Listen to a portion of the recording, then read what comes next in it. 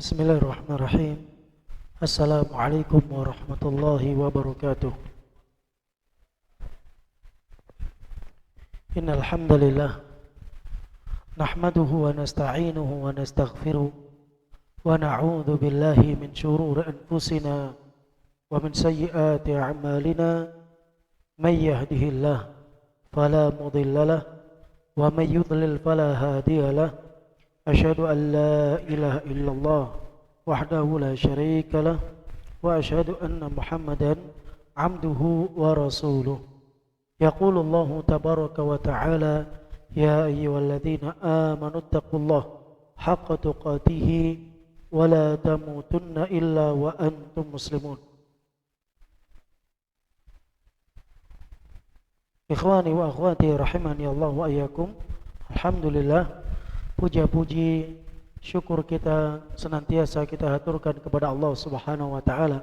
Salawat beriringkan salam semoga senantiasa tercurahkan untuk Nabi tercinta, Nabi kita yang mulia, Nabi besar Muhammad sallallahu alaihi wasallam. Melanjutkan kajian dan bahasan kita bersama kitab Ad-Da' wa Dawa karya Al-Imam Ibnu Qayyim Al-Jauziyah rahimallahu taala. Bahasan kita telah berlalu tentang bicara tentang Allah Subhanahu wa taala tanpa ilmu adalah bagian daripada dosa besar, bahkan menjadi dosa yang paling besar di antara seluruh dosa yang ada. Malam hari ini insyaallah akan kita bahas tentang kezaliman merupakan dosa yang paling besar di sisi Allah Subhanahu wa taala. Kezaliman merupakan dosa yang paling besar di sisi Allah Subhanahu wa taala.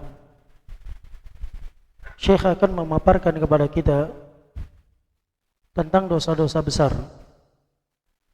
yang mana dosa ini memiliki hukuman yang berat di sisi Allah Subhanahu wa taala. Insyaallah satu persatu akan dipaparkan oleh Syekh rahimahullah taala. Silakan. Kezaliman termasuk dosa yang paling besar di sisi Allah. Ya. Dosa besar itu banyak. Dosa secara umum terbagi menjadi dua. Ada dosa besar, ada dosa kecil. Dosa besar memiliki tingkatan, seperti itu pula dosa kecil memiliki tingkatan. Dari tingkatan-tingkatan dosa tergolong dosa besar adalah kezaliman. Maka beliau mengatakan adz-dzulmu min akbaril kabair indallah. Kezaliman termasuk bagian daripada dosa besar di sisi Allah Subhanahu wa taala. Mengingat kezaliman itu padanya terdapat penafian akan keadilan yang Allah Subhanahu wa taala inginkan di muka bumi. Karena Allah tidak ciptakan langit dan bumi kecuali Allah ingin menegakkan keadilan dalam menciptakan langit dan bumi tersebut. Dalam kezaliman terdapat permusuhan. Dua hal ini menafikan keadilan.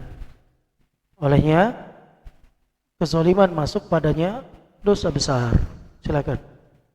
Penulis rahimahullah mengatakan, mengingat kezaliman dan permusuhan menafikan keadilan yang langit dan bumi tegak dengannya, serta Allah mengutus para rasulnya dan menurunkan kitab-kitabnya agar manusia melaksanakan keadilan tersebut, maka kezaliman termasuk dosa yang paling besar di sisi Allah. Derajatnya pun sesuai dengan tingkat kerusakan yang ditimbulkannya. Baik, kezaliman itu merupakan dosa paling besar.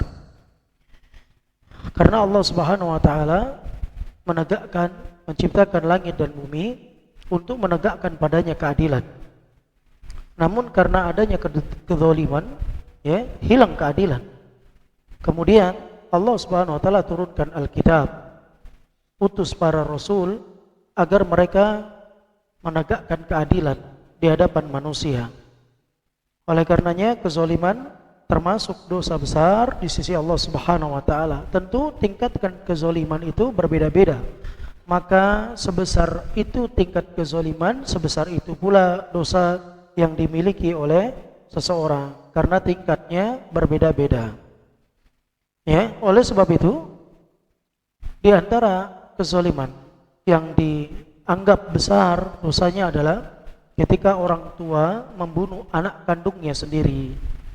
Ketika orang tua membunuh anak kandungnya sendiri yang masih kecil, yang tidak berdosa, yang padahal Allah Azza wa Jal secara fitrah dan naluri kemanusiaan Allah letakkan pada diri setiap orang tua itu cinta sama anak-anaknya. Tapi ada orang yang membunuh anak kandungnya karena takut anaknya makan bareng sama dia, minum sama dia, mengambil sebagian hartanya, sehingga anak tersebut dibunuh oleh orang tuanya tersebut. Maka yang demikian adalah dosa besar di sisi Allah Subhanahu wa taala. Kita lihat, kita tidak melihat hewan itu membunuh anaknya sendiri, kita nggak lihat. Kenapa? Allah fitrahkan kepada hewan-hewan tersebut cinta sama anak yang dilahirkan olehnya. Kalau kita melihat singa yang sedang menggigit anaknya, itu gigitan kasih sayang. Seekor singa yang menggigit anaknya, memindahkan satu tempat ke tempat yang lain, itu gigitan kasih sayang, bukan kemarahan.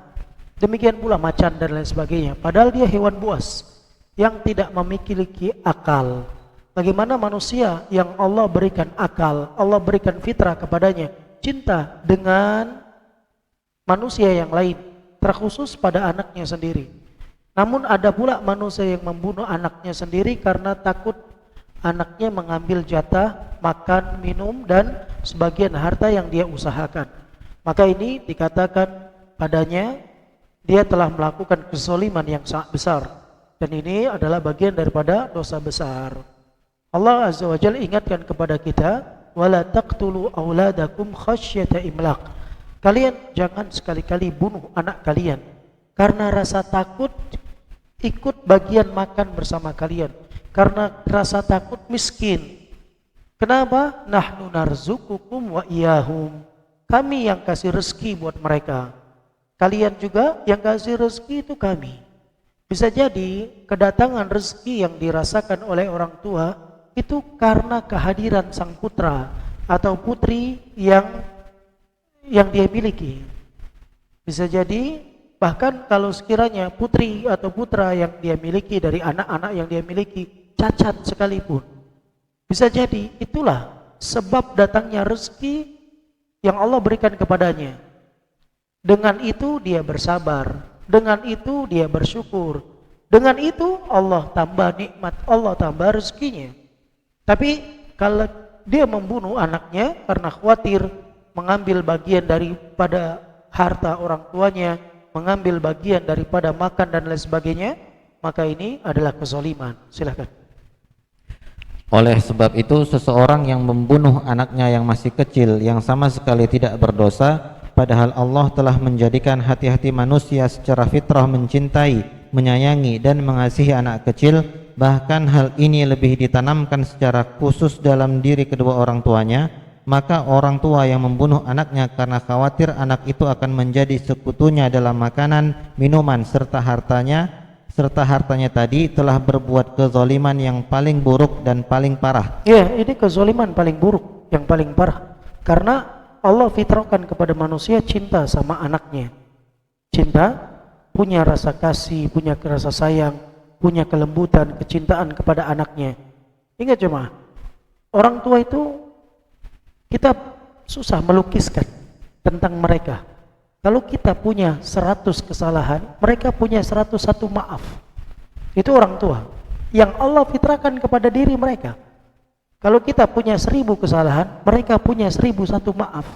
Itu fitrah yang Allah fitrahkan kepada mereka. Namun kalau ada orang tua sampai tega membunuh anaknya karena takut kelaparan, karena takut mengambil sebagian harta orang tuanya, mengambil bagian makanan dan lain sebagainya, ini sudah hilang fitrah dia. Sudah hilang fitrahnya. Karena hewan saja tak lakukan itu. Oleh karena itu, maka dia termasuk kezaliman yang paling jelek, yang paling buruk. Demikian. Selanjutnya, Begitu pula dengan seseorang yang membunuh kedua orang tua yang melahirkannya ataupun seseorang yang membunuh kerabatnya. Ya, sebaliknya jemaah. Kalau tadi orang tua yang bunuh anaknya dianggap orang itu melakukan kezaliman, bagaimana pula kalau anak yang membunuh orang tuanya? Nah, tingkatan dosanya lebih besar. Tingkatan dosa lebih besar. Kalau kita mengatakan saja itu nggak boleh. Ya, Allah katakan wala taqul lahuma uffin wala tanharhuma wa qul lahuma qaulan karima. Jangan kalian ucapkan kepada keduanya kata-kata yang paling ringan dalam bentuk penolakan. Itu kita nggak boleh. Bagaimana dengan pukulan? Apalagi dengan membunuh. Tentu ini lebih besar dosanya dibandingkan hanya mengucapkan Dibandingkan hanya mengucapkan Ini kedurhakaan yang sangat besar. Oleh karenanya dosanya lebih besar dibandingkan yang pertama. Bukan berarti pertama baik, dua-dua buruk, tapi yang kedua ini dosanya lebih besar. Seorang anak membunuh orang tuanya sendiri, seakan dia menutup pintu surganya dengan kedua tangannya sendiri, padahal keberadaan dia di muka bumi karena kedua orang tuanya. Apapun alasan yang kita miliki, keberadaan kita di muka bumi adalah sebab keberadaan orang tua kita. Itu, walaupun mohon maaf, orang tua ini melakukan hubungan dengan pasangannya dengan cara yang tidak dihalalkan dalam syariat, dengan berzina, maka kewajiban anak bukan membunuh orang tuanya, tapi dia tetap wajib mengabdi kepada orang tuanya walaupun dia anak dari hasil perzinahan. Tetap dia mengabdi kepada orang tuanya, karena pengabdian itu yang memerintahkan bukan orang tuanya, tapi Allah yang ciptakan mereka semua. Oleh karena itu tidak boleh anak itu merasa dirinya besar di hadapan orang tuanya. Sebesar apapun engkau di luar sana, ketika engkau berhadapan dengan orang tuamu, maka engkau bagaikan bocah kecil di hadapannya. Sebesar apapun engkau, walau engkau memiliki pangkat, memiliki jabatan, memiliki kehormatan di luar, begitu engkau sampai rumah di hadapan kedua orang tuamu, engkau bocah kecil di hadapannya. Walau kita sudah berjanggut, sudah putih janggut kita, masih akan tetap kita bocah kecil di hadapan orang tua kita. Oleh karena itu jemaah sekalian, pengabdian kita tidak akan pernah berhenti sampai dia meninggal dunia, nggak berhenti. Kapan pengabdian kita berhenti? Kalau kita sudah mati. Kalau kita sudah meninggal dunia, baru berhenti pengabdian kita. Oleh karena itu tidak boleh seorang itu melakukan kezoliman kepada kedua orang tuanya, dan puncak kezoliman kepada orang tua ketika dia membunuh kedua orang tuanya. Padahal kedua orang tuanya adalah sebab keberadaan dia di muka bumi ini. Termasuk juga membunuh kerabat. Kerabat jemaah sekalian, sebesar apapun pertikaian yang ada pada dirimu dengan keluargamu, jangan sampai terjadi tumpah darah, karena dia satu rahim dengan engkau, karena dia satu rahim denganmu, dan engkau akan terus mendapatkan pertolongan dan pembelaannya selama engkau masih hidup di dunia. Sebesar apapun permusuhan di antaramu dengannya, jangan jadikan engkau dengannya menyebabkan terjadinya pertumpahan darah. Karena kerabat ini jamaah sekalian, yang menyambung itu bukan kita, Allah Azza wa Jalla yang menyambung rahim. Bahkan ketika rahim dicipta, rahim itu mengeluh kepada Allah Subhanahu wa taala karena ada orang-orang yang memutuskan. Maka Allah Azza wa Jalla memosisikan di hadapan rahim, siapa yang memutusmu, aku akan putus dia. Siapa yang memutusmu, aku akan putus dia. Oleh karena itu kita nggak boleh memutus silaturahim. Orang yang memutus rahimnya tidak akan masuk surga. Orang yang memutus rahimnya tidak akan masuk surga. Oleh karena itu kita disuruh mengenal siapa rahim kita. Yang paling berhak dalam penerimaan hubungan rahim kita adalah orang tua kita, yaitu ibu kita. Itu yang paling berhak. Maka ibu itu diulang jamaah dalam pengabdian 3 kali. Ayah diulang hanya sekali saja. Ayah hanya sekali. Dia dipanggil dengan yang keempat. Kenapa? Karena ibu dia yang mengandung, dia yang melahirkan, dia yang menyusui. 3 hal ini nggak bisa dialami oleh bapak. 3 hal ini nggak bisa dialami oleh bapak. Kalau katanya bapak bisa cari nafkah, ibu juga bisa cari nafkah. Bapak bisa bekerja, ibu juga bisa bekerja. Tapi pertanyaannya, apakah bapak bisa mengandung? Nggak bisa. Bapak bisa menyusui? Nggak bisa. Ya demikian. Apa bapak bisa melahirkan? Nggak bisa. Maka 3 hal ini menjadi keutamaan pada diri wanita. Maka dia lebih diutamakan untuk pengabdian. Sebagian ulama mengatakan, kenapa? Nabi mengatakan ketika ditanya, siapa manusia yang paling berhak aku mengabdi kepadanya wahai Rasulullah? Maka Rasul mengatakan, ibumu. Kemudian siapa? Ibumu. Kemudian siapa? Ibumu. Kenapa Nabi SAW mengulang itu 3 kali? Karena biasanya seorang ibu dizolimin sama anaknya di dalam rumah, gak ada orang yang tahu. Lebih mudah ibu itu menangis, lebih mudah dizolimin sama anaknya, dan orang gak ada yang tahu di luar jemaah. Kalau anak mau zolimi bapak, dia merasa gak kuat, bapak lebih kuat, maka si anak gak berani menghadapi bapaknya. Tapi kalau dengan ibu, dia berani. Maka dari situ Nabi SAW mengatakan, ibumu, ibumu, ibumu 3 kali untuk memberikan perhatian yang lebih kepada seorang ibu. Perhatian yang lebih kepada seorang ibu. Jamaah, dari sini kita tahu bahwasanya seorang anak terus memberikan pengabdian kepada kedua orang tuanya. Dia tidak boleh memutus silaturahimnya dan tidak boleh juga membunuh kedua orang tuanya, karena kedua orang tuanya adalah sebab keberadaan dia di muka bumi. Tafadhol. Tingkatan dosa pembunuhan tergantung pada tingkat keburukannya dan tingkatan hak orang yang dibunuh. Ya, orang yang membunuh itu nggak sama levelnya cuma. Membunuh anak kandung nggak sama dengan membunuh anak orang lain. Membunuh orang yang biasa itu levelnya nggak sama dengan membunuh orang yang berilmu. Membunuh seorang yang biasa itu nggak sama dengan level membunuh seorang pimpinan dalam sebuah negeri. Itu nggak sama, levelnya berbeda. Semakin tinggi derajat seseorang ketika dibunuh, maka semakin besar dosa yang dimiliki oleh sang pembunuh. Maka daripada itu, level dosa membunuh ini berbeda-beda. Beliau mengatakan tingkatan derajat membunuh sesuai dengan keburukan dari tingkat hak orang yang dibunuh.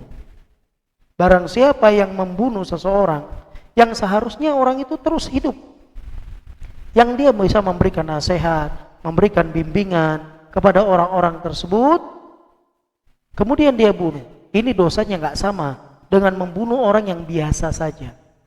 Dalam hal ilmu biasa, dalam kehidupan masyarakat dia biasa, itu nggak sama.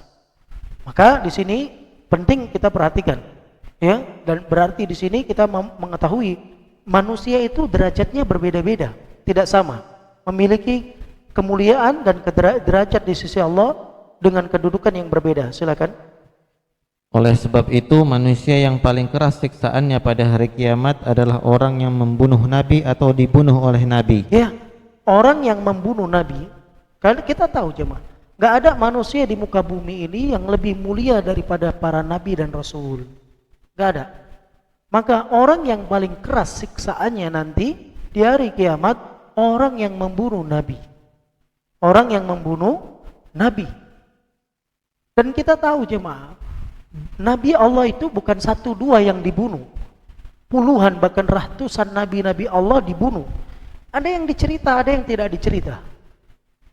Dan Nabi-Nabi yang diutus di Bani Israel hampir semua terbunuh. Nabi-Nabi yang dibunuh oleh Allah, oleh Nabi-Nabi yang dibunuh, yang Allah utus ke kalangan Bani Israel bukan 1-2, ratusan. Ada yang dikisahkan, ada yang tidak dikisahkan. Yang jelas kita dengar bagaimana Nabi Zakaria disembelih. Itu Nabi jemaah. Itu Nabi. Demikian. Tapi orang yang demikian akan mendapatkan siksa yang berat. Sebaliknya, orang yang dibunuh Nabi juga akan mendapatkan siksa yang besar. Kenapa? Pasti yang dibunuh Nabi bukan orang baik. Pasti orang jahat. Pasti orang yang tidak baik. Makanya orang-orang yang melawan para nabi dan para rasul, mereka akan mendapatkan hukuman di dunia dan hukuman di akhirat. Dan hukumannya sangat berat. Silakan. Selanjutnya adalah orang yang membunuh pimpinan kaum muslimin atau seorang alim yang memerintahkan manusia untuk melaksanakan keadilan. Ya, jemaah sekalian, kalau kita lihat kedudukan para nabi itu kedudukan yang paling tinggi. Ya, kedudukan paling tinggi adalah kedudukan para nabi dan rasul. Kemudian kedudukan para ulama. Kedudukan para ulama. Makanya Allah Azza wa Jalla menjadikan persaksian tentang keesaan Allah Subhanahu wa taala dipersaksikan oleh para ulama. Oleh para ulama. Karena mereka memiliki kedudukan yang tinggi. Maka siapa yang membunuh para alim ulama, imam dalam agama, maka ini dosanya sangat besar. Berat hukuman yang dia dapatkan di negeri akhirat. Karena seharusnya alim ulama ini yang bisa merubah peradaban dunia dengan izin Allah Azza wa Jalla, menyeru manusia untuk melakukan kebaikan, ketaatan, membimbing manusia untuk dalam yang ma'ruf, meninggalkan yang mungkar. Demikian. Termasuk juga membunuh pemimpin kaum muslimin dalam urusan dunia. Membunuh pemimpin kaum muslimin dalam urusan dunia. Walau dia bukan alim, tapi dia orang yang sangat berperan dalam kehidupan tatanan masyarakat.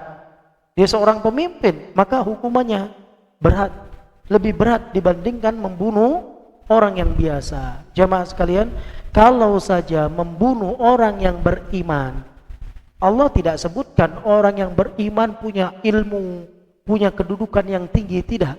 Orang yang beriman saja biasa. Yang penting dia mukmin.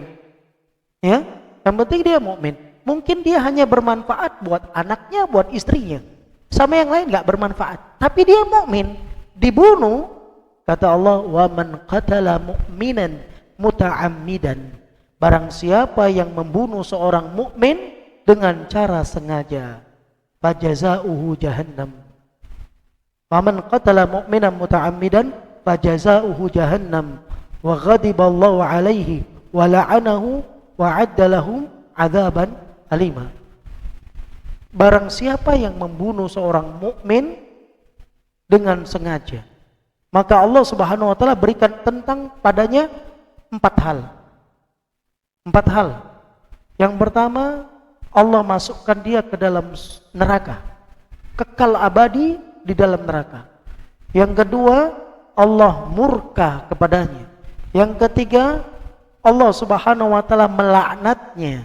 Yang keempat, Allah berikan azab yang sangat pedih. Ini mukmin biasa yang hanya memberikan manfaat buat anak dan istrinya saja, bukan buat orang lain. Bagaimana kalau dia membunuh seorang alim ulama?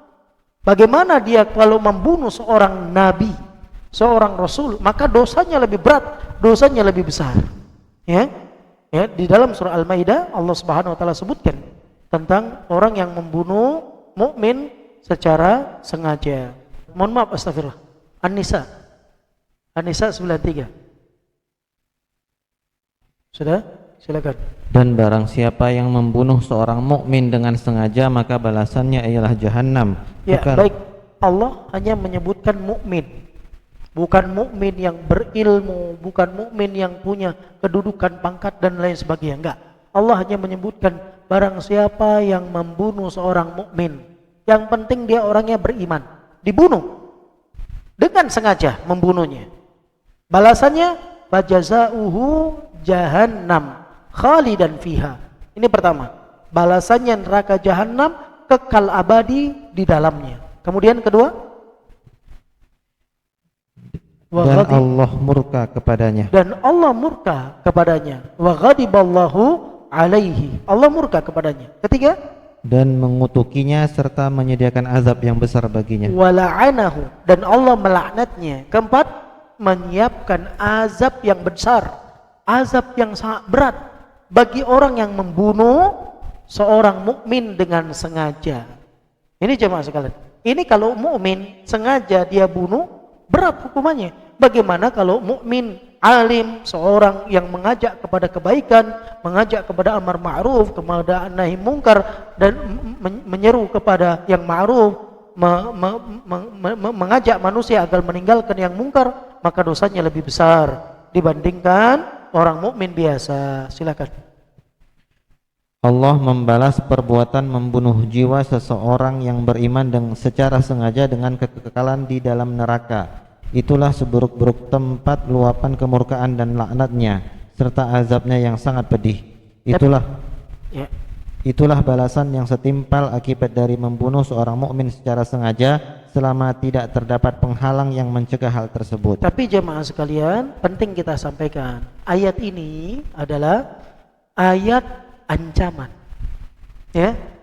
Hati-hati dengan memahami ayat. Ada orang melihat pada ayat ini, barang siapa yang membunuh mukmin secara sengaja, maka dia akan masuk neraka kekal abadi selama-lamanya. Garis bawahi, kekal abadi selama-lamanya. Ayat ini ancaman buat orang yang membunuh seorang mukmin dengan sengaja. Maka diancam untuk kekal abadi selama-lamanya di dalam neraka. Pertanyaannya, apakah yang membunuh orang mukmin itu kafir? Tidak. Jawabannya, lantas kenapa dia kekal abadi di dalam neraka selama-lamanya? Pertama, ayat ini ayat ancaman. Ini yang pertama. Yang kedua, kalau tidak ada penghalang pada diri orang tersebut. Sepakat para ulama, yang menjadi penghalang adalah keislamannya. Kalau dia membunuh orang yang beriman, sedangkan yang membunuh dalam keadaan Islam, maka kalau dia belum bertaubat kepada Allah, keislamannya menghalanginya dari kekalnya di dalam neraka. Bisa dipahamin? Hati-hati di sini, karena ada kelompok Khawarij dengan ayat ini menjadikan dosa besar penyebab masuk ke dalam neraka kekal abadi selama-lamanya. Karena semua dosa besar dianggap rata. Itu membunuh dosa besar atau membunuh syirik atau dosa besar? Bukan kesyirikan. Membunuh tidak kesyirikan, tapi dianggap dosa besar. Oh, berarti setiap pelaku dosa besar akan menyebabkan pelakunya masuk ke dalam neraka kekal abadi selama-lamanya. Ini kekeliruan siapa? Orang Khawarij. Dengan ayat ini, para ulama mengatakan bahwasanya ayat ini pertama ancaman, yang kedua selama tidak ada penghalang. Kalau ada penghalang, maka dia akan tidak kekal di dalamnya, tapi dia akan mendapatkan siksa sesuai dengan kadar dosa yang dia miliki. Selesai dia akan dikeluarkan dari neraka kalau dia masih beriman. Bisa dipahamin? Ya, ini jamaah sekalian perlu kita perhatikan. Yang ketiga, apabila dia tidak menghalalkan darah seorang mukmin. Kalau orang sudah menghalalkan darah seorang mukmin, berarti dia kafir. Nggak boleh jemaah menghalalkan darah seorang mukmin. Sesuatu yang diharamkan oleh Allah dia halalkan. Ini berarti merubah syariat. Orang yang merubah syariat keluar dari garis keislamannya. Kalau sebab itu, maka dia bisa kekal dalam neraka. Tapi kalau misalnya ada penghalangnya, apa penghalangnya? Keislaman dirinya. Keislaman dirinya, maka tidak menyebabkan dirinya kekal di dalam neraka. Maka Syekh mengatakan hadza mujibu qatlil mu'min amdan. Inilah konsekuensi bagi orang yang membunuh seorang mukmin secara sengaja, malam yamna minhu mani, selama belum ada penghalang. Kalau ada penghalang maka tidak jadi. Maka di sini beliau mengatakan wala khilafa, maka tidak ada perbedaan di kalangan ulama annal Islam, bahwasanya keislaman seseorang yang membunuh setelah membunuh, ya, membunuh setelah membunuh, baik secara terpaksa maupun secara sukarela, menjadi penghalang bagi seseorang untuk mendapatkan adab dan siksa di atas, kekal abadi selama-lamanya dalam neraka. Baik, silakan. Tidak ada perselisihan di kalangan ulama bahwa keislaman pembunuh setelah terjadinya peristiwa pembunuhan, baik secara sukarela maupun terpaksa, merupakan perkara yang menghalangi terrealisasinya ganjaran di atas. Ya, ganjaran di atas maksudnya hukuman kekal abadi selama-lamanya dalam neraka. Ya, bisa dipahamin ya? Ini harus digarisbawahi ini penting.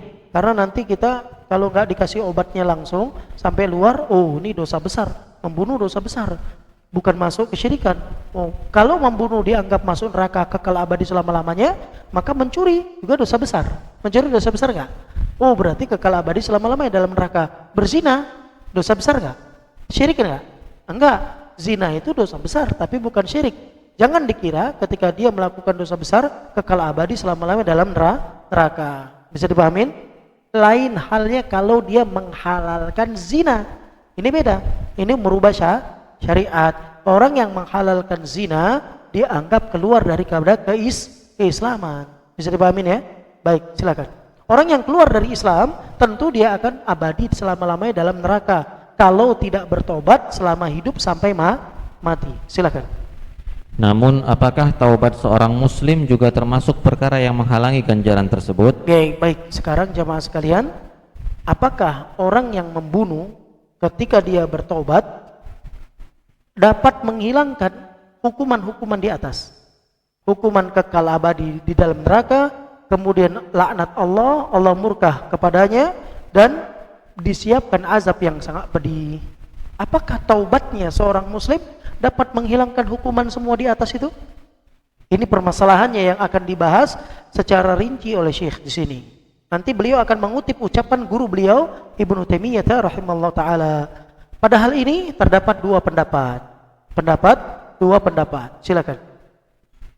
Dalam masalah ini terdapat dua pendapat di kalangan ulama salaf dan khalaf. Ulama salaf, ulama terdahulu yang mencontoh menteladani Rasul SAW dalam pengambilan dalil. Ulama khalaf, ulama belakangan, kontemporer, yang mereka mencontoh dan menteladani Rasul SAW dalam pengambilan dalil. Ada perbedaan pendapat. Ya, ada dua pendapat dari kalangan dahulu dan kalangan sekarang, dan kedua-dua pendapat tersebut diambil riwayatnya dari Imam Ahmad ibn Hanbal. Ini sebagian ulama mengatakan demikian. Silakan. Kedua pendapat tersebut diriwayatkan dari Imam Ahmad. Ulama yang menyatakan bahwasanya taubat bukanlah penghalang terlaksananya hukuman memandang bahwa perkara ini. Bisa diulangin. Pendapat pertama, ulama yang menyatakan bahwasannya taubat bukanlah penghalang terlaksana hukuman, memandang bahwa perkara ini sebagai hak anak Adam yang tidak terpenuhi di dunia. Baik. Pendapat pertama mengatakan taubat tidak menghalangi hukuman di atas. Kenapa? Karena ini hubungannya dengan manusia. Dia taubat hubungannya dengan Allah. Bisa dipahamin? Kamu ini manusia, kamu bunuh dia, kamu taubat, silahkan taubat, hubunganmu dengan Allah. Taubatmu sama manusianya, minta maaf kamu. Gimana kamu minta maaf? Dia sudah mati. Gimana mau minta maaf? Gak bisa. Maka di pendapat yang pertama, la tamna'u tauba min nufudhihi. Kalau dia taubat, hukuman di atas tetap berjalan. Hukuman di atas tetap berjalan walau dia bertaubat. Ini pendapat yang disebutkan pertama. Alasannya rawa annahu haqqun li adamin. Alasannya karena hak yang dia ambil adalah hak manusia.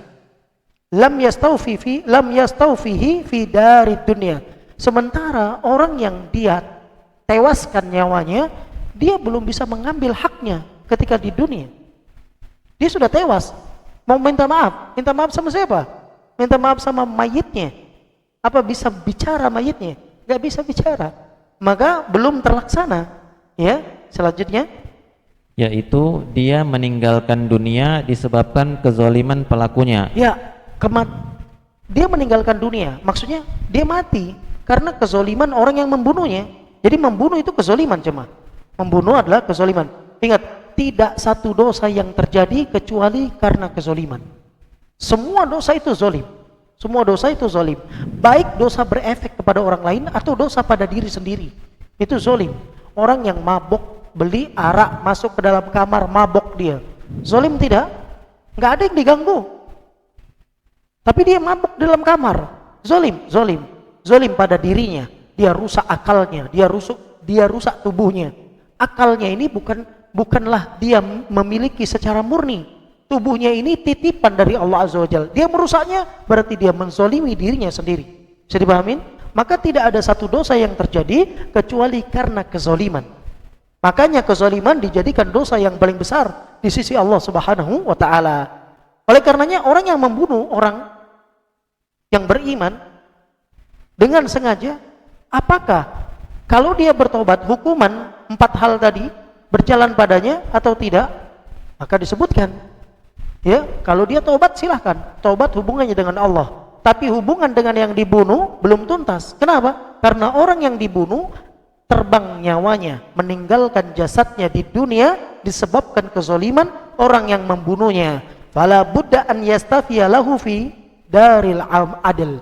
Tentu yang dibunuh akan menuntut sama dia, menuntut akan keadilan, balasan. Kok bisa kamu bunuh saya? Apa sebab?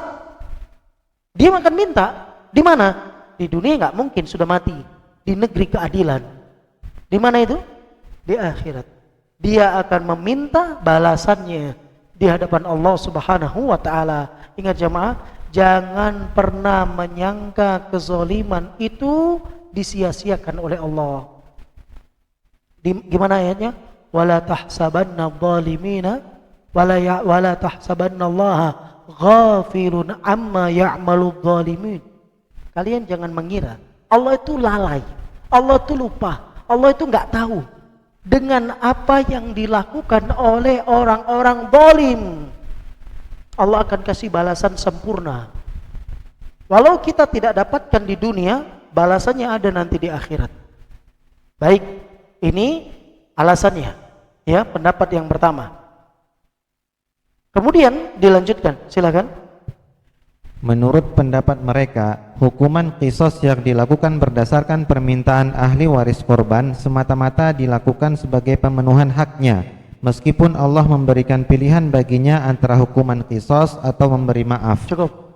Jamaah sekalian, kita tahu kalau ada si A dibunuh, ya, maka ada hukuman qisas. Betul? Qisas itu hak siapa? Hak si mayit atau hak keluarga? Bisa dipahamin? Qisas itu hak siapa? Hak si mayit atau hak keluarga? Si mayit sudah mati, dia nggak bisa nuntut. Maka qisas diberikan kepada hak waris, ahli warisnya yang berhak meminta untuk qisas kepada orang tersebut. Bisa dipahamin? Ketika dia diminta qisas, kalaupun dia sudah terbunuh, apakah hak si mayit sudah terselesaikan? Belum, karena dia belum minta maaf sama yang dibunuh. Bisa dipahamin? Maka ini perkaranya besar jemaah. Ini perkaranya besar. Sehingga ketika ditegakkan qisas oleh ahli waris, maka murni itu haknya yang diberikan kepada ahli waris saja. Tapi yang dibunuh dia belum mendapatkannya. Belum mendapatkan haknya. Walaupun Allah kasih pilihan. Pertama, dia diqisas atau dikasih maaf, tapi dia bayar denda. Bayar denda. Berapa dendanya?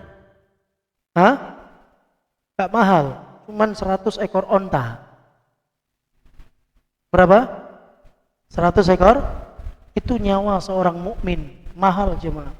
100 ekor onta kali 30 juta. 3 miliar. Dibayar 3 miliar. Ya. Dan kalau dimaafkan selesai. Kalau belum dimaafkan qisas.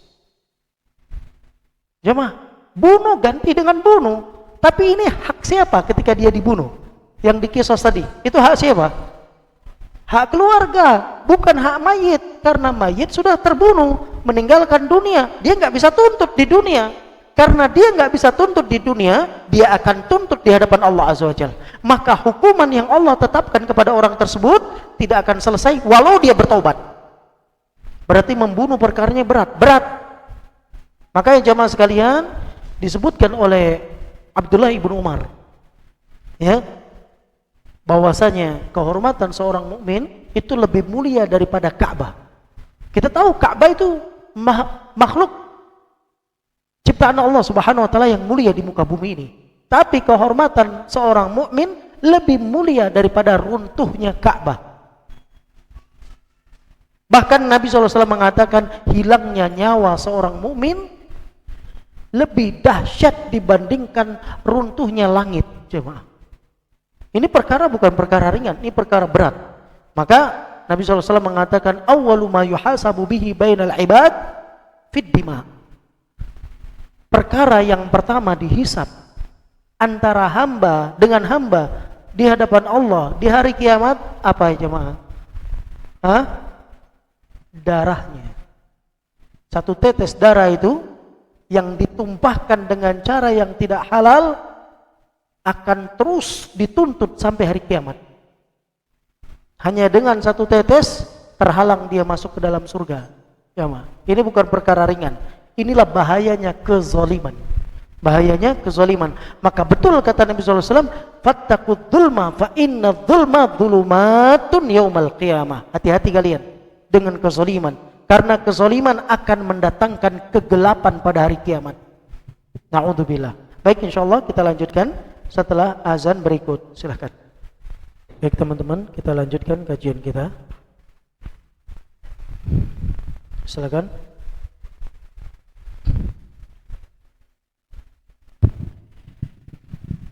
Menurut pendapat mereka, hukuman kisos yang dilakukan berdasarkan permintaan ahli waris korban semata-mata dilakukan sebagai pembunuhan haknya, meskipun Allah memberikan pilihan baginya antara hukuman kisos atau pemberi maaf. Apakah manfaat yang didapatkan oleh korban hukuman kisos yang dapat dituntut oleh ahli warisnya? Baik, cuma hukum beri maaf, antum kasih catatan di situ dengan membayar diat. Diatnya itu 100 ekor onta. Wa may yanfa'ul maqtulu min istifai warithihi.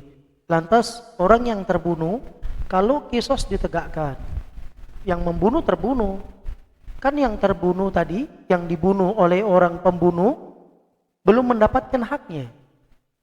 Yang menegakkan kisos kan saudaranya, bukan dia. Artinya dia belum mendapatkan haknya. Demikian. Beliau kata wa may yanfa'ul maqtul. Lantas apa yang diambil manfaat dari yang terbunuh dari ditegakkan kisos oleh ahli warisnya? Wa ayyustidrakin lidzalamatihi hasala lahu bistifai warithihi. Apakah sang korban mendapatkan balasan atas kezaliman yang terjadi dengan hukuman kisos yang diberikan oleh ahli waris kepada pembunuh? Nggak dapat juga, ya kan? Maka di sini disebutkan oleh Syekh rahimahullah taala, ini adalah pendapat yang paling benar dari dua pendapat yang akan dipaparkan. Ini adalah pendapat yang paling benar dari dua pendapat yang akan dipaparkan. Apa sebabnya? Artinya adalah beliau katakan anna haqqal maqtul la yasqut.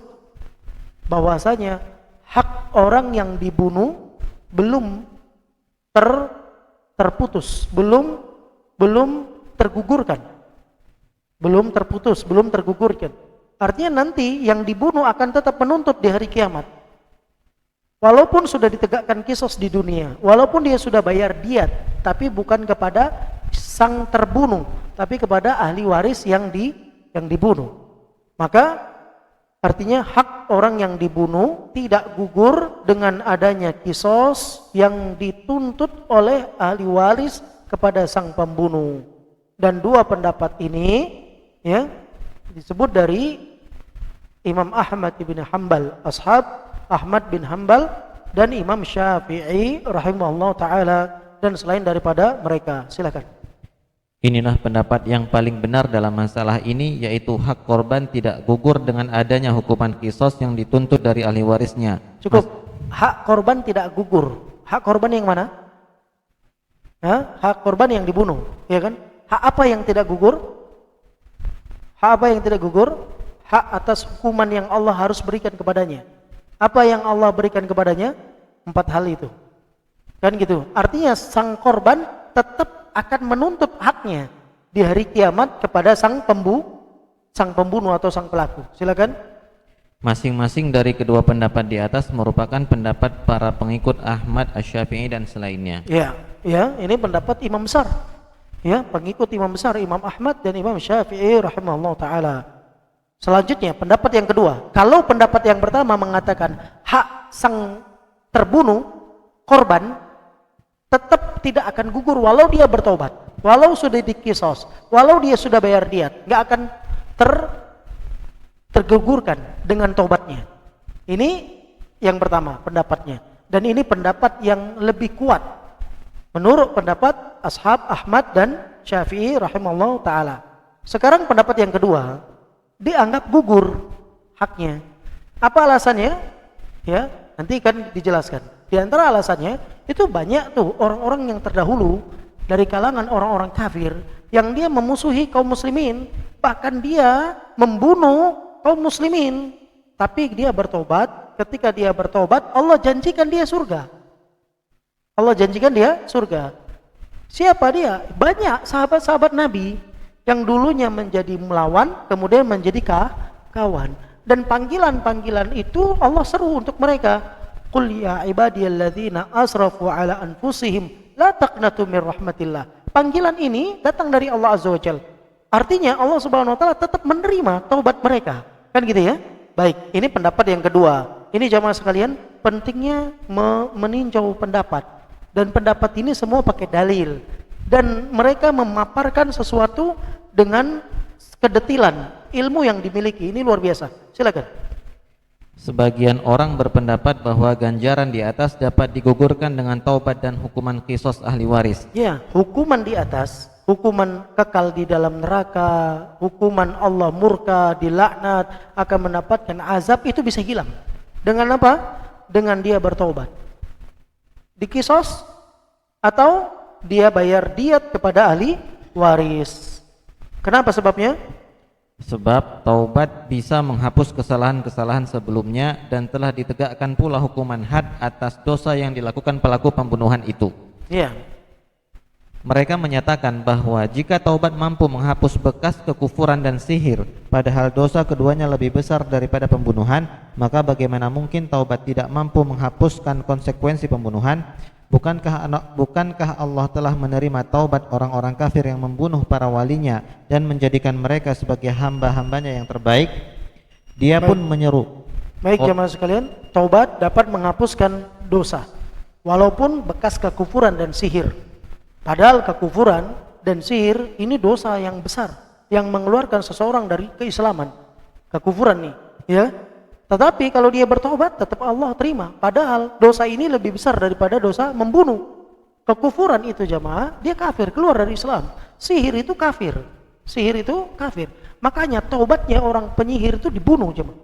Kata Nabi SAW, taubatu sahir darbu bisayf. Taubatnya penyihir penggal kepala. Kenapa? Karena penyihir ini dia akan terus mempergunakan sihirnya selama masih hidup. Makanya taubatnya dengan cara dipenggal kepalanya. Tentu bukan kita yang melaksanakan. Tentu bukan kita yang melaksanakan. Ada orang yang berwenang dalam melakukan yang demikian. Nah, orang-orang yang melakukan ini dosanya lebih besar dibandingkan membunuh. Tapi kalau dia bertobat, apakah diterima taubatnya? Diterima taubatnya. Apakah hukumannya dihilangkan? Dihilangkan hukumannya. Kalau yang kayak gini dosanya dihilangkan, hukumannya dihilangkan, bagaimana pula dengan dosa yang lebih kecil daripada itu? Membunuh itu dosa besar. Dibandingkan kekufuran, mana lebih besar? Kekufuran, kan gitu ya. Yang kufur saja diterima, masa yang membunuh tidak diterima? Ini alasan mereka. Ya, Allah Subhanahu Wa Taala telah menerima taubat orang-orang yang kafir. Kemudian mereka membunuh lagi. Siapa yang dibunuh? Wali-wali Allah. Kecintaan-kecintaan Allah Subhanahu Wa Taala. Pembela-pembela Allah Subhanahu Wa Taala. Orang-orang Islam. Bahkan Allah Subhanahu Wa Taala setelah mereka taubat menjadikan orang-orang tersebut menjadi orang-orang terbaik di muka bumi. Menjadi orang-orang terbaik di muka bumi. Lihat bagaimana Khalid bin Walid. Dulu dia menjadi lawan di medan perang. Ya. Tetapi begitu dia masuk Islam, ketika itu Nabi SAW mengatakan, wahai Khalid, tidakkah engkau tahu bahwasanya taubat menghapuskan dosa masa lalu? Lihat jemaah. Ini ucapan Nabi SAW mendorong Khalid bin Walid untuk memberikan motivasi kepada beliau. Kemudian Allah juga Subhanahu Wa Taala juga menyeru orang-orang yang membunuh atau membakar wali-wali Allah Subhanahu wa taala, menyiksa mereka karena agama Allah Subhanahu wa taala. Tapi Allah taubat, Allah terima taubat mereka. Allah sebutkan dalam surah Az-Zumar ayat 53, "Qul ya ibadiyalladzina asrafu ala anfusihim la taqnatu min rahmatillah." Katakan wahai Muhammad kepada hamba-hambaku yang mereka telah melampaui batas atas diri mereka sendiri, membuat zalim, kezaliman atas diri mereka sendiri, buat dosa, buat maksiat. Jangan pernah putus asa dari rahmat Allah. Kenapa? Innallaha yaghfiru dzunuba jami'a. Allah akan ampuni semua dosa. Dosa kafir diampuni, dosa kemusyrikan diampuni, dosa membunuh apalagi akan diampuni. Ayat ini berlaku untuk orang yang masih hidup dan mau bertaubat. Maka jamaah sekalian, ketika kita mendengar ayat ini, hendaknya orang yang memiliki dosa segera kembali kepada Allah. Allah menyeru Anda untuk menerima taubat Anda. Allah akan berikan ampunan siapa yang jujur dalam taubatnya. Fahadhihi fi haqqit taib. Ini hak orang yang mau bertobat. Ayat ini yang disebutkan tadi adalah menceritakan tentang orang yang mau bertobat di masa hidupnya. Wa hiya tanawulul kufur famadunahu. Ayat ini masuk padanya kekufuran, kesyirikan dan dosa pun yang dibawa kekufuran dan kesyirikan. Selanjutnya, mereka mengatakan, menurut mereka, bagaimana mungkin seorang hamba yang telah bertaubat dari dosa masih mendapat hukuman lagi? Hal ini jelas tertolak dalam syariat dan ganjaran Allah. Ya, ini menurut mereka ya. Jadi menurut pendapat kedua, masa sih orang yang sudah taubat masih dihukum? Sementara dalam syariat tidak boleh seperti itu. Ini berarti menafikan dari ketentuan dan ketetapan syariat Allah Subhanahu wa taala. Selanjutnya, mereka mengatakan, mereka juga mengatakan bahwa taubat pelaku pembunuhan adalah dengan menyerahkan bagaimana dirinya. cara taubatnya? Bagaimana cara taubat orang yang membunuh? Nah, di sini jelaskan. Cara taubat orang yang membunuh itu dia serahkan dirinya. Kepada siapa? Kepada ahli warisnya. Tidak bisa dia serahkan dirinya kepada yang dibunuh. Yang dibunuh sudah mati. Dia serahkan kepada ahli warisnya atau kepada pimpinan kaum muslimin. Dia serahkan dirinya. Dia akui dia telah membunuh fulan. Saya mau bertobat. Mana tobatnya? Demikian. Ya, baik, silakan. Sebab pembunuh tidak mungkin menyerahkan diri kepada korban yang sudah meninggal. Karena dia sudah meninggal, nggak mungkin lagi bisa menerima ya maafnya. Kemudian, maka pembuat syariat pun menjadikan posisi korban tergantikan oleh wali korban dan menjadikan penyerahan diri kepada pihak wali sebagai penyerahan diri kepada korban. Ya, penyerahan diri. Maka pembuat syariat siapa? Allah di situ, ya. Allah Subhanahu wa taala. Nama Allah bukan syari'. Ingat, di sini ditulis syari'. Syari' pembuat syariat, ya. Ini hanya beliau hanya menyebutkan bahwasanya Allah yang membuat syariat, tapi namanya bukan syari'. Kadang-kadang dalam buku-buku akidah disebutkan demikian, ya. Fa'aqama syari'u waliyahu maqamah. Syariat menjadikan wali yang terbunuh menjadi posisi orang yang terbunuh. Artinya menjadi penggantinya dan menjadikan penyerahan diri orang yang membunuh tersebut, ya, sebagaimana penyerahan dirinya kepada sang terbunuh, padahal dia menyerahkan kepada walinya, ya. Kemudian selanjutnya, kedudukannya sama dengan mengembalikan harta yang menjadi milik korban kepada ahli warisnya. Ya, seperti ini cuma ada seorang mencuri, dia ambil harta orang, kan gitu ya. Orangnya mati, dia mau balikkan, orangnya sudah mati nih, ya kan. Harta ini nanti punya siapa? Punya ahli waris kan. Nah, kembalikan saja kepada ahli waris. Diistilahkan seperti itu. Jadi dikembalikan karena ahli waris menjadi posisi menduduki posisi orang yang terbunuh atau korban. Silakan. Yaitu menyerahkan harta kepada ahli waris posisinya sama dengan menyerahkan harta kepada pemilik harta sebenarnya yang telah meninggal dunia. Ya, baik, ini permasalahan sangat pelik, jadi nanti tolong konsentrasi. Silakan. Jika diamati, niscaya diketahui bahwa pembunuhan itu terkait dengan 3 hak. Baik, perhatikan. Kalau kita mau lebih perhatikan kembali dalam masalah pembunuhan itu poinnya ada 3. Yang pertama, yang dia rampas hak Allah. Yang kedua, hak orang yang dibunuh. Yang ketiga, hak ahli waris. 3 ini dirampas. Ketika orang membunuh seseorang, maka dia telah merampas 3 hak. Hak Allah dirampas, hak yang terbunuh dirampas, hak ahli waris juga dirampas. Bagaimana? Silakan.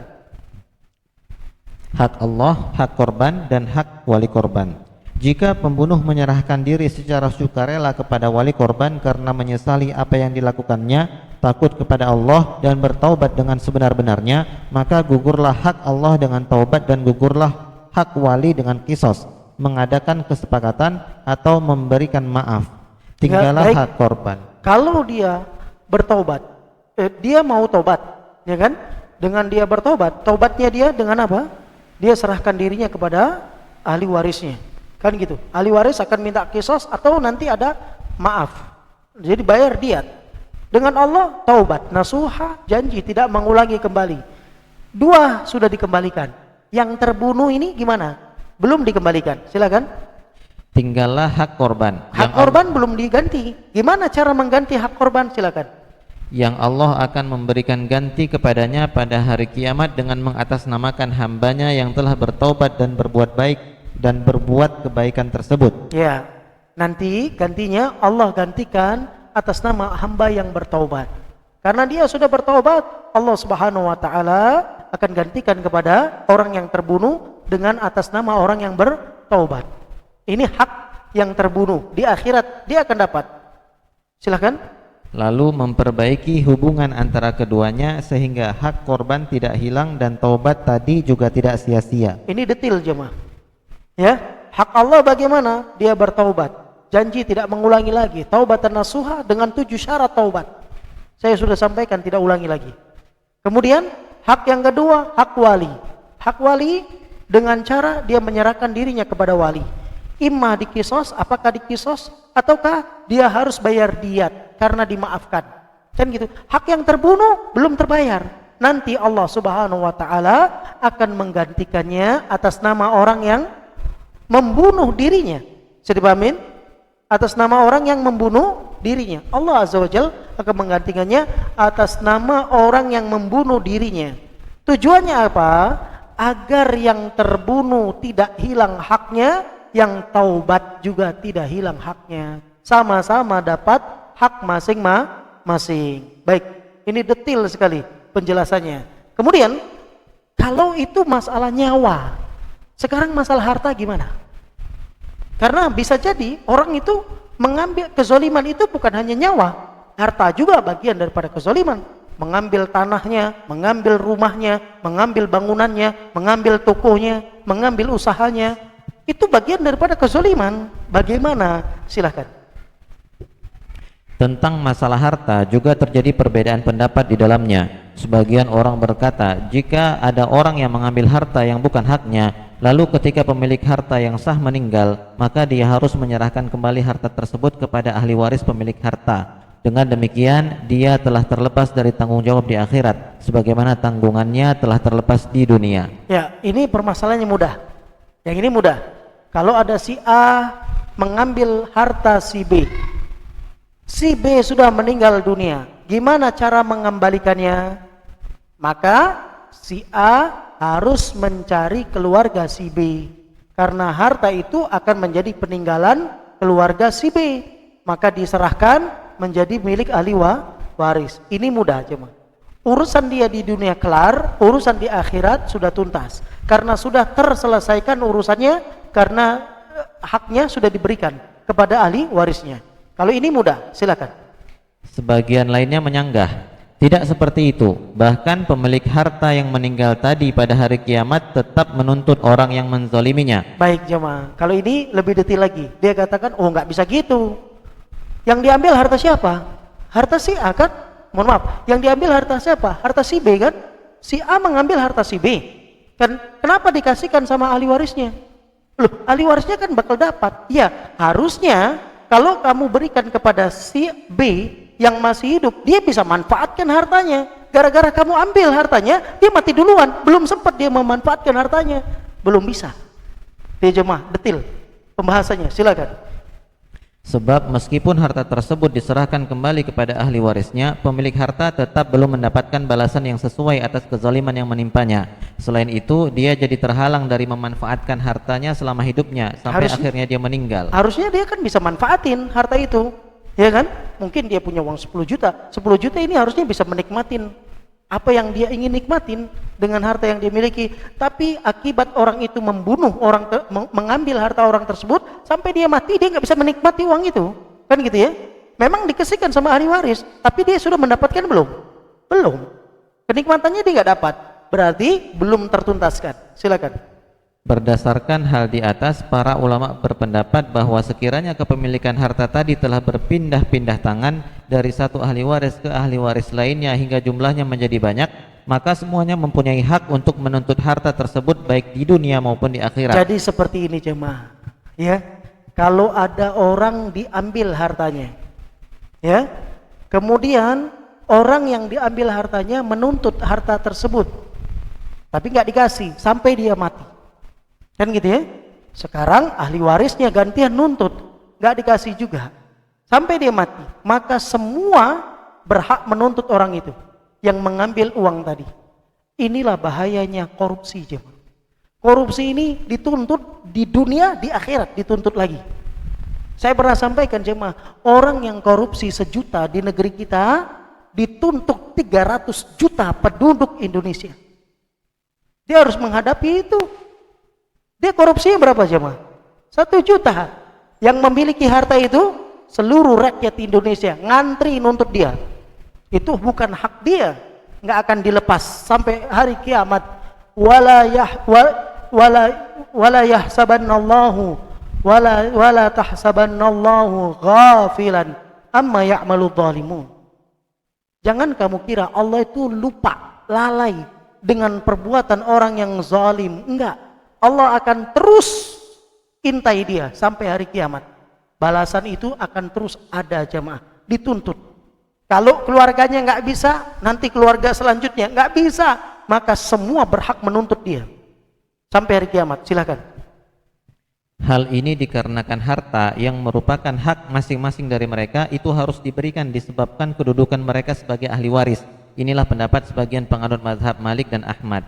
Ini pendapat Imam Malik dan Imam Ahmad, ya. Sebagian pendapat pengikut Imam Malik dan Imam Ahmad. Karena ahli waris juga memiliki hak atas harta itu.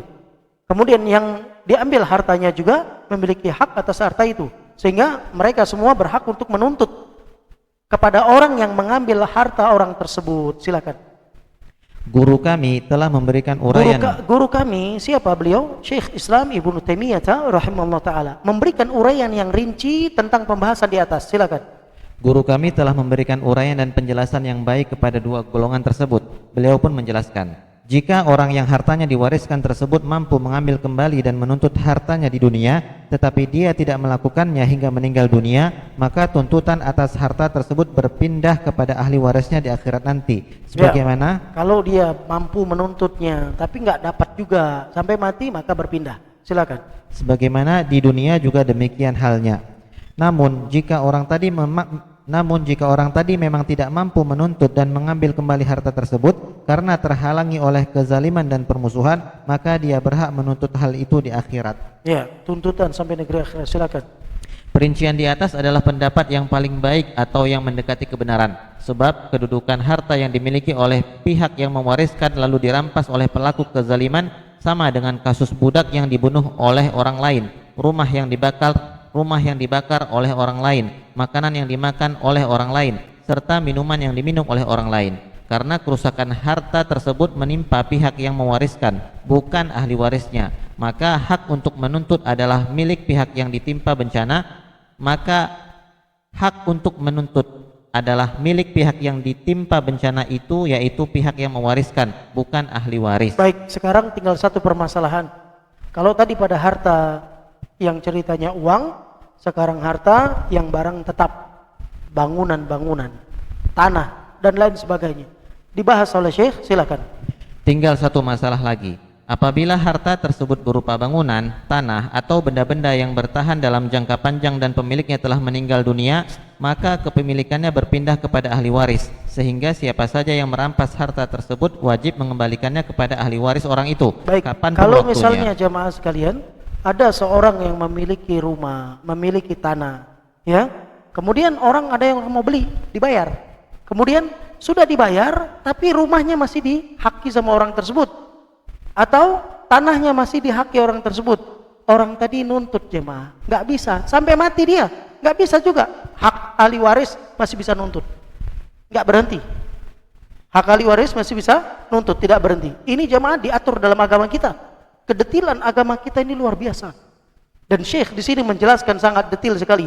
Apabila harta tersebut bentuk bangunan atau tanah atau benda-benda yang sifatnya panjang jemaah, yang sifatnya memiliki jangka waktu yang sangat lama, ya, setelah kematian sang pemilik harta tersebut, maka ahli waris berhak untuk mengambil kembali dari orang yang merampasnya, dari orang yang menggosoknya, dari orang yang mencurinya. Dan orang yang mencuri, merampas, menggosoknya wajib mengembalikan kapan diminta. Wajib mengembalikan kapan diminta jemaah. Ingat jemaah, kalau ahli waris minta juga nggak dikasih jemaah, mati nanti ahli warisnya, maka di hari kiamat bukan hanya ahli waris, pemilik dan ahli waris juga nuntut dua-dua di hadapan orang yang menggosok, mencuri, mengambil tanah milik orang lain, bangunan milik orang lain. Makanya ini berat jemaah. Jangan geser patok sedikit saja, walau sejengkal. Allah Azza wa Jalla akan kalungkan dunia 7 lapisnya bagi orang yang mengambil tanah orang lain, mengambil bangunan orang lain dan lain sebagainya. Berat, urusannya berat. Nggak berhenti di dunia jemaah. Silakan. Jika tidak dikembalikan, maka ahli waris tersebut berhak menuntutnya di sisi Allah, sebagaimana dia berhak menuntutnya di dunia. Karena dia punya hak di dunia, menuntut itu nggak dikasih, dia akan punya hak di hadapan Allah di hari kiamat. Silakan. Pernyataan di atas sangat jelas sehingga tidak mungkin dijawab ataupun disanggah, kecuali dengan mengatakan bahwa keduanya, yaitu pemilik sebenarnya dan ahli warisnya, mempunyai hak. Ulangin. Pernyataan di atas sangat jelas sehingga tidak mungkin dijawab ataupun disanggah, kecuali dengan mengatakan bahwa keduanya, yaitu pemilik sebenarnya dan ahli warisnya, mempunyai hak untuk menuntut hal itu. Seperti halnya jika seseorang merampas harta yang dimiliki oleh suatu kelompok tertentu secara bersama-sama, maka setiap individu dari orang-orang yang menjadi korban berhak menuntut harta yang merupakan bagian atau milik pribadinya. Begitu pula halnya apabila seseorang menguasai wakaf yang berkaitan dengan hak sejumlah kabilah. Baik. Demikian pula kalau ada orang yang merampas hak orang lain secara kelompok. Harta ini milik kelompok jemaah. Maka setiap individu dari kelompok berhak menuntut harta itu. Berhak menuntut harta itu. Oleh karena itu nggak selesai. Urusan dunia ini nggak selesai jemaah. Di pengadilan dia nggak selesai, diangkat nanti di pengadilan Allah sebagai hakimnya. Nggak bisa lari dia. Maka sebelum berhadapan di hadapan Allah sebagai hakim, yang kita punya urusan tanah di dunia, urusan bangunan di dunia, selesaikan. Permasalahannya akan diangkat oleh Allah Azza wa Jalla. Kasusnya ini jemaah nggak berhenti di dunia, diangkat oleh Allah Azza wa Jalla kasusnya sampai yaumul qiyamah. Silakan. Sekarang permasalahan wakaf. Kalau wakaf bagaimana? Kalau wakaf silakan. Begitu pula halnya apabila seseorang menguasai wakaf yang berkaitan dengan hak sejumlah kabilah, lalu dia merampas hak seluruh kabilah tersebut. Baik jamaah, wakaf itu bukan milik pribadi. Kalau dia menghakki sendiri, sementara wakaf ini berjamaah jamaah, diambil sama satu orang, maka semua berhak menuntut dia. Walau dia di dunia dituntut, bisa. Kalau di dunia nggak selesai urusan sampai akhirat, Allah jadi hakimnya, nggak selesai jemaah. Urusan ini ruwet, makanya dikatakan urusan masalah harta di dunia ribet, di akhirat ruwet, nggak tuntas. Silakan. Maka semua kabilah berhak menuntutnya pada hari kiamat.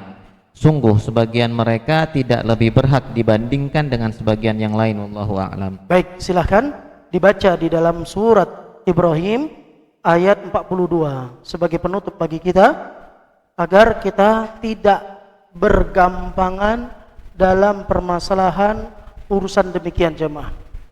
Karena ini urusannya sebagian orang menganggap Allah itu lupa. Allah itu lalai, Allah itu enggak peduli, Allah itu Allah dan seterusnya. Tapi ingat, Allah Azza wa Jal Alim, Sami', Basir, Latif, Khabir. Allah akan berikan balasan. Silakan. Dan janganlah engkau mengira bahwa Allah lengah dari apa yang diperbuat oleh orang yang zalim. Jangan engkau mengira Allah itu lengah, Allah itu lalai, lengah dari apa yang dibuat oleh orang-orang yang berbuat zalim. Kenapa? Silakan. Sesungguhnya Allah menangguhkan mereka. Allah tunda sejenak, jemaah. Allah kasih tangguhkan sejenak. Sampai kapan? Sampai pada waktu mata mereka akan terbelalak dengan saksi dan pengadilan Allah sebagai hakimnya. Di dunia enggak tuntas, diseret kasusnya sampai negeri akhirat. Oleh karena itu jemaah, berdasarkan hal ini semua, maka setiap kezoliman apapun bentuknya, baik kezoliman tentang harta, nyawa, bangunan, kehormatan dan lain sebagainya, sesama manusia merupakan dosa besar yang tidak akan pernah lolos pelakunya dari kezoliman tersebut di hadapan Allah Subhanahu wa taala. Kezoliman itu dari tuntutan dan hukuman, walaupun dia lolos di dunia, maka di akhirat dia tidak akan pernah lepas dari Allah.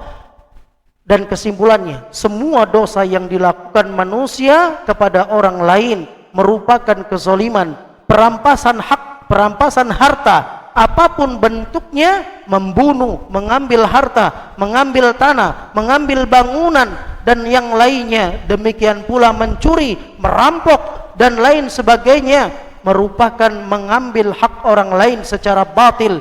Itu semua merupakan rampasan hak orang lain dan itu adalah kezaliman.